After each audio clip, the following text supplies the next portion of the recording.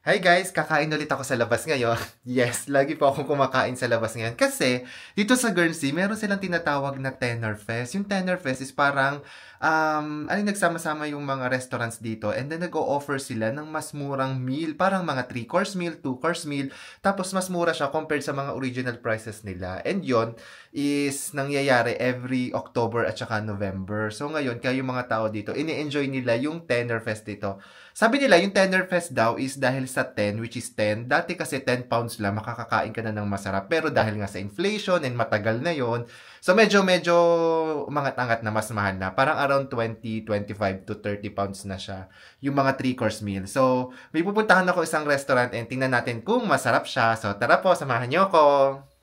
Ayan guys, so nakarating na tayo dito sa restaurant. Ayun yung restaurant na kakainan natin, Pier 17. Sabi nila masarap daw dito and mabuti na lang kasama sila sa Tenor Fest, yung mga restaurants na kasama sa Tenor Fest. So isa sila doon and ayan, try natin yung mga pagkain nila kung masarap. Tapos syempre, Pier 17 to, situated siya dito sa may pier. So makikita nyo dito, nandito ako sa may pier ng Guernsey. And ito, ang daming yate, di ba?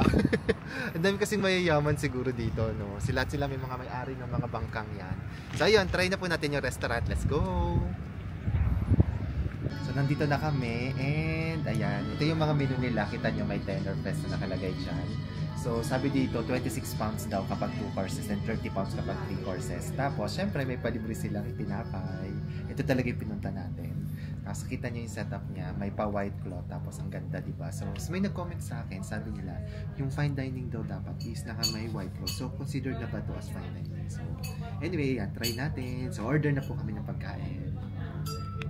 Yan, dumating na yung starter namin. Ang in-order ko is salt and pepper squid. So, parang in short, calamares. So, ayan, itsura niya. Ganito yung calamares dito, di ba? Taray.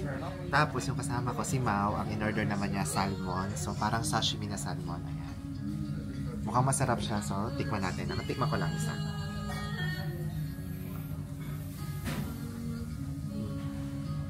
Okay lang. Mas masarap luto ni Mama ng calamares. Pero pwede na rin to. So ayan, kain po muna ako. So, naubos ko na yung starter and waiting na kami ngayon sa mains namin.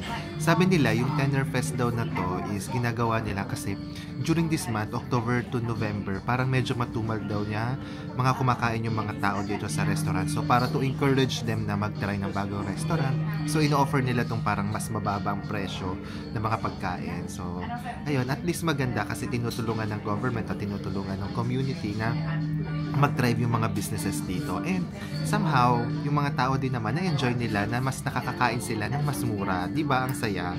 So, waiting tayo sa mains ko. Excited na ako sa steak ko. Ayan guys, dumating na yung steak. Ang laki, grabe. O, diba? Sobrang sulit niya. Although may supplemental na dadagdag yata dito, parang additional 5 pounds. And tikman na natin. Excited tuloy ako kasi mukha siyang masarap. Rib eye daw to, part na to.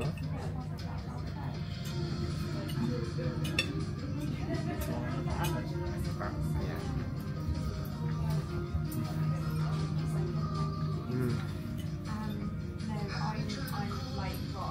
Sarap. Well seasoned siya. Kaya, sarap, gusto ko siya. So yan, kain na po ako ng aking dish. Ayan guys, makikita nyo ang dami ng medyo tao. Tapos dessert na kami. Ang in-order ko pa na kota.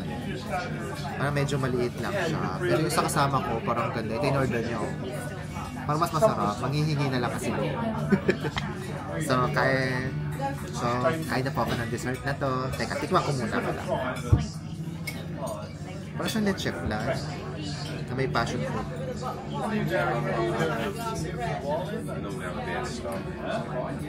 Maasim. Medyo maasim. Share ko, makikihati ako sa kasama. Ayan, kain muna ako. Ayan guys, nakabalik na ako dito sa bahay and sobrang sarap ng mga kinain naming pagkain. Yung total bill po namin is around 38 pounds yung sa akin kasi may additional bayad yung sa akin. Pero yung sa kasama ko, si Mau, ang binayaran niya parang nasa 30 pounds. So, ayun po, parang pwede na, medyo mura na siya compared sa mga original prices. Kaya, all throughout this month po, October at saka November, tatry po namin kumain lagi every weekend sa mga restaurants para matry namin lahat ng mga food dito. And i-share ko po yun sa inyo. So, thank you po sa pagsama ngayong vlog. Bye-bye!